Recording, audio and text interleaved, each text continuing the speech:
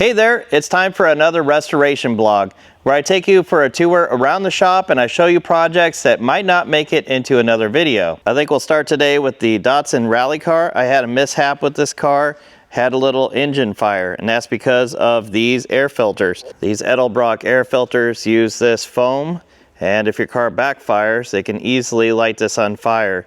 If you go on to Summit Racing and look at the reviews from these air filters, you'll see that almost everyone on there has had the same problem. So if you have one of these and it hasn't caught on fire yet, it probably will at some point. The only reason I was even using this filter is because I have a 4-barrel on here and I was trying to fit the filter under the hood. I think this one might fit. I have the top flipped over right now, but I have some ideas on making it work the correct way around, but just temporarily, just so I had something there, I put that on there. And I was really lucky I did not see the smoke or the flames. I heard the flames in the carburetor before it got too bad, and it did not melt my louvers or damage the hood in any way. The bonnet is just fine, the paint's fine, no blistering. It's raining today and it's about 50 degrees out, but pretty soon it is going to start warming up and becoming really nice outside. And I'd like to get back to the MGA project and get this on the road so that I can drive it this summer. So look for a new video on this car coming soon. This morning I had Barn Sprite number 1 out and did a little bit of work on it. The Austin Healey Conclave is coming up very soon in Branson, Missouri. I am thinking about bringing Barn Sprite number 1 as my car to drive around and do all the events with. So I need to start driving it and making sure that it's ready for the trip. And speaking of the Austin Healey Conclave, the Sprinzel Sprite is going to be on display there. 2 cars have been selected to be on display at the hotel, one of them being Donald Healey's own Nash Healey, and the other one being this car. So if you will be in Branson, Missouri for the Austin Healey Conclave, look for this car as well as other projects you've seen on my channel. I have a new project over here. This car is pulled out of a barn and I went and picked it up recently. So this may be one of the next barn projects on the channel. So if you want to see a Beetle project, let me know in the comments below. I think the body on it looks pretty good. The steps, of course, are missing, and it, of course, had flat tires when I picked it up, but luckily I had a set of Volkswagen tires sitting around that I hadn't thrown away. Perfect for this project. Other than that, I haven't touched it yet. I have not even opened the trunk to see what's in there, but I think this could be a neat little project. I have my row of Land Rovers here, and I've had my first real warranty issue with the new Defender 90. The inverter that's here in the back has stopped working, so I need to call the dealer, see if they will warranty and fix it. I'm actually not real sure that I trust the dealer to do it, and I'm thinking maybe I should just do it myself and replace the inverter with a second 12-volt outlet instead, which might be more useful to me.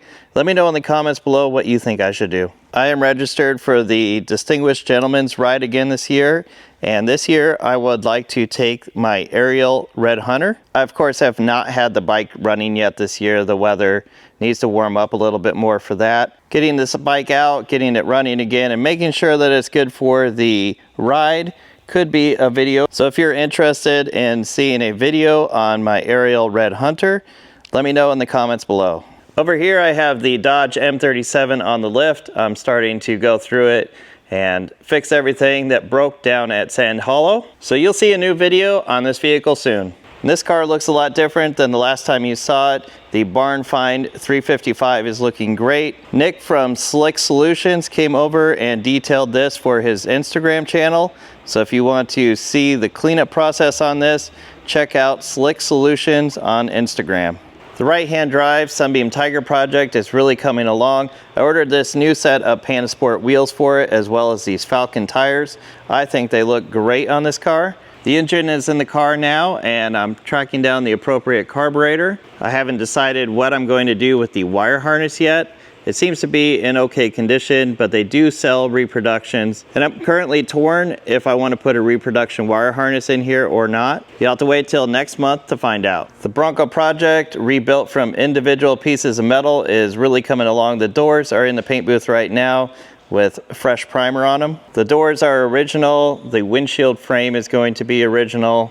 And all of the hard top, as well as the top part of the tailgate that's on the hard top, will be original. There were a lot of dents on the top of the hard top and I ordered some extra supports. There's supports that go across the hardtop. I think there's 3 originally, and I'm going to put 5 in. Here's the original body. You can see the upper part of the tailgate that's attached to the hardtop.